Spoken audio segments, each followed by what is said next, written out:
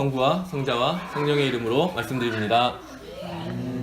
네, 오늘 성탄절 크리스마스를 맞이해서요, 많은 분들이 함께 해주셨는데요. 뭐 처음 오신 분들도 있고 뭐 새로 보신 분도 있을 것 같은데요. 서로 인사 좀 해보실까요? 메리 크리스마스 이렇게. 네. 아주 꽉 차가지고 저희가 지금 낯서네요, 저는. 네. 요즘 크리스마스 하면은 다들 막 이렇게 캐롤이 하고 떠오르고, 사실 예수님은 별로 이렇게 잘 드러나지 않고 거의 산타클로스가 거의 주인공이 되는 그런 절기가 된 것 같아요. 그래서 교회에서도 많은 어떤 이런 좀 반대하는 분들이 많이 있는 것 같아요. 너무 상업적이고 예수님은 잘 이렇게 드러나지 않기 때문에 그냥 오히려 뭐 성탄절 이런 걸 안 지켜주지 않느냐, 또 뭐 성탄절이 뭐 옛날 로마 시대 뭐 예수님하고 별로 상관없는 축제를 기독교가 받아들인 거 아니냐, 뭐 이런 얘기를 하면서 좀 비판적으로 이렇게 좀 보기도 하는데요. 오늘 성경에도 읽지만 말씀이 육신이 되었다, 또 한 아기가 우리에게 선물로 탄생했다, 이런 초대교회 때부터 선포했던 이 말씀은 참 아주 큰 의미들을 담고 있는 것 같아요. 단지 우리가 그것을 그냥 하나의 사실, 하나의 문구로 그냥 익숙한 그냥 별로 그 뜻을 새기지 않고 그냥 그 단어 문장으로만 볼 때는 그냥 별 의미가 없어지는 거죠. 말씀이 육신이 되었다, 신이 한 아기로 이 땅에 오셨다, 이게 무슨 의미가 있는지를 되새겨보지 않는다면 그냥 뭐 늘 듣는 그냥 소리고 별 감동이 없을 수 있을 것 같습니다. 그래서 오늘 제가 설교 준비하고 말씀을 묵상하면서 이 말씀이 육신이 되었다, 또 한 아기로 신이 탄생했다라고 하는 것이 무슨 의미인지 그걸 좀 이렇게 묵상하면서 준비했고요. 그것을 좀 오늘 나눠보려고 합니다. 제가 최근에 우연히 이렇게 지나가다가 책을 한 권 이렇게 보게 됐는데요. 숨결이 바람이 될 때라는 제목이에요. 되게 아름답죠? 숨결이 바람이 될 때. 그래서 제목이 너무 좋아가지고 제가 내용도 모르고 뭔지도 모르고 그 책을 그 주인한테 빌려줄 수 있냐 물어봐가지고 빌려서 이렇게 읽었어요. 근데 제목은 되게 아름다운 책이었는데 내용은 좀 슬픈 내용이었어요. 그 36살의 젊은 의사가 이제 신경외과 아주 최고의 아마 기술과 그걸 요구하는 것 같아요. 그래서 이제 그거를 다 마치고 이제 교수 또 의사 전문의가 돼서 이제 가려고 할 때 이제 폐암에 걸린 거예요. 그래서 이제 그 숨결이 바람이 될 때는 뭐냐면 이제 자기가 다시 죽음을 이제 앞두고 암 판정을 받고 이제 거의 살 날이 얼마 남지 않았다는 걸 알게 되면서 이분이 이제 자기 삶에 대해서 글을 쓴 거예요. 그래서 그걸 보는데 폐암이었고, 그래서 이제 얼마 살지 못하고 이제 2015년도에 죽었거든요. 근데 지금도 이제 베스트셀러인 것 같아요, 그 책이.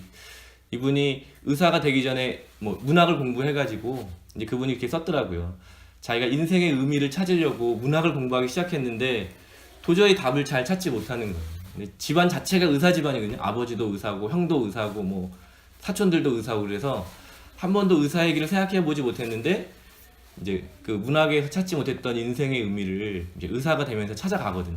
환자들을 만나면서 이렇게 질병, 고통, 죽음을 직면하는 그런 것들을 의사의 입장에서 보다가 어느 날 이제 환자가 된 거죠.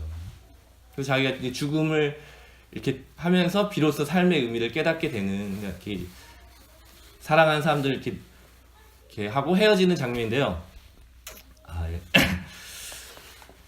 그 올해 이제 4월달에 이제 우리가 두단한 전도사님하고 되게 이렇게 비슷한 병이거든요. 똑같은 병이거든요. 폐암 걸려서 이제 거기 이제 통증도 나오고 이제 증상들이 나오는데, 죄송합니다. 이렇게 글이 그냥 글로 끝나는 게 아니고 생생하게 전해진다는 게 이런 거구나라는 걸 좀 많이 생각하게 됐어요. 정말로 이렇게 생생하게 저한테는 이렇게 같은 병으로 이렇게 친한 우리 전사님을 보냈던 기억이 나면서 글이라는 게 그냥 글로 끝나지 않고 이렇게 삶으로 다가오는 경험을 좀 하게 됐어요.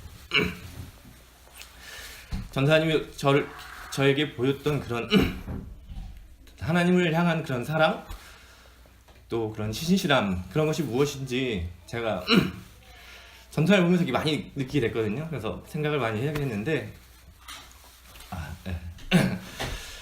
말씀이 육신이 됐다라고 하는 것은 좀 그런 의미가 아니었나 생각이 돼요. 뭔가 이렇게 잡힐 듯 잡히지 않는 뭐 그런 실체잖아요. 그런 하나님의 사랑, 자비, 뭐 구원 이런 것들을 실제로 우리 눈에 보일 수 있는 예수님이라는 인간으로 오셔서 우리에게 보이셨다.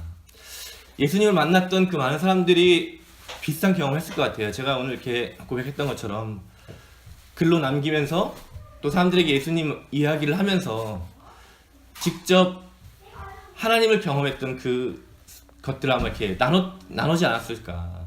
하나님이 이런 분이었다. 그러면서 예수님의 탄생을 이야기하는 말씀이 육신이 되었다라고 하는 그 안에 담겨있는 그 정말 큰 의미가 있는 거죠.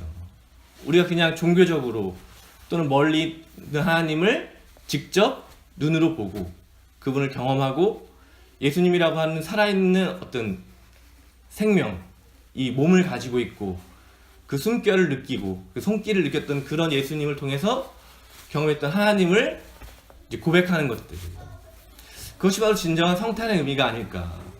저 멀리 떨어져 있는 그런 하나님이 아니라 바로 우리 곁에서 호흡하고 살아계신 그 하나님, 예수님이 보여주신 그 하나님의 사랑과 자비라는 말이 그냥 그 단어로 다가오지 않았을 것 같아요. 얼마나 우리를 사랑하시는지, 얼마나 고통받고 있는 사람들에게 희망이 되는지.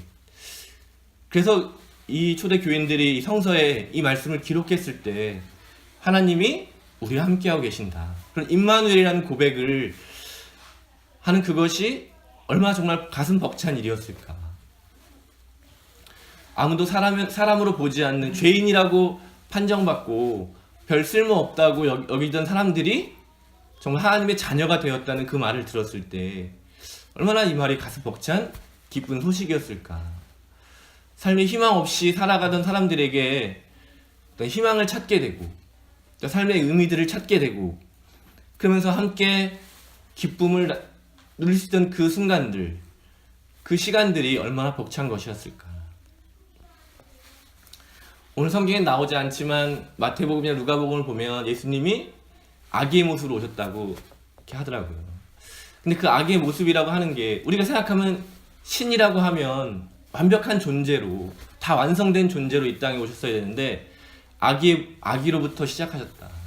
정말 아무 능력도 없고 아무런 가치도 없는 누군가의 도움으로만 존재할 수 있는 그런 연약한 모습으로부터 예수님이 이 땅에 오셨다라고 하는 것은 참 많은 의미를 가지고 있는 것 같아요.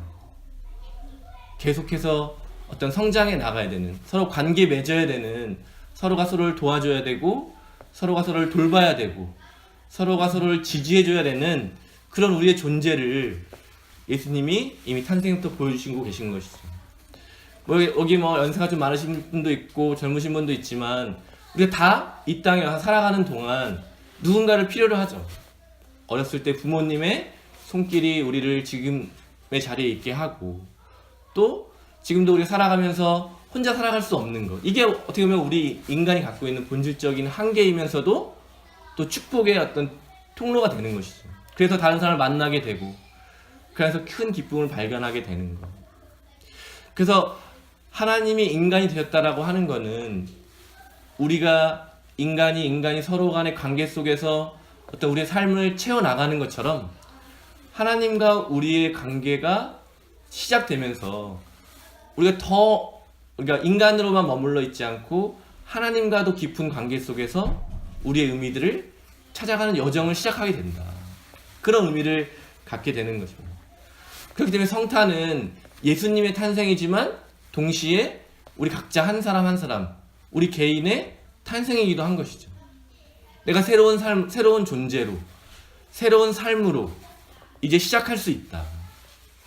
연약하고 누군가의 도움을 필요로 하고 또 함께 살아갈 수밖에 없는 이 여정에 다시 한번 우리 주변에 이렇게 좋은 사람들이 있고 또 나를 잊게 하는 그런 하나님의 사랑과 자비가 존재하고 있다는 그 사실을 깨닫게 되는 것.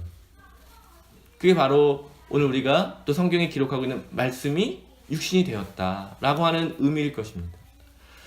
우리 각자가 삶에 지금 처해 있는 상황들은 다를 거예요. 어떤 사람은 뭐 좀 더 좋은 것을 기대하는 좋은 상황일 수도 있고, 또 어떤 분들은 좀 힘겨운 시간들을 이렇게 버텨나가고 있는 분들도 있을 것 같고, 또 어떤 분들은 고통의 순간들을 지나고 있을 수 있을지 모르겠습니다.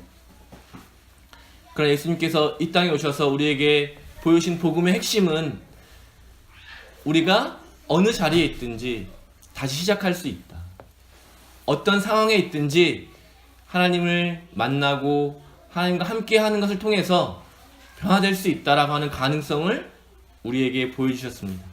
그렇기 때문에 우리가 이 날을 기뻐하는 것이고, 우리의 처한 상황을 보는 것이 아니라 우리에게 약속해 주신 그 변화된 그 희망의 내일을 볼 수 있는 것이기 때문에 우리가 기뻐할 수 있는 것 같습니다.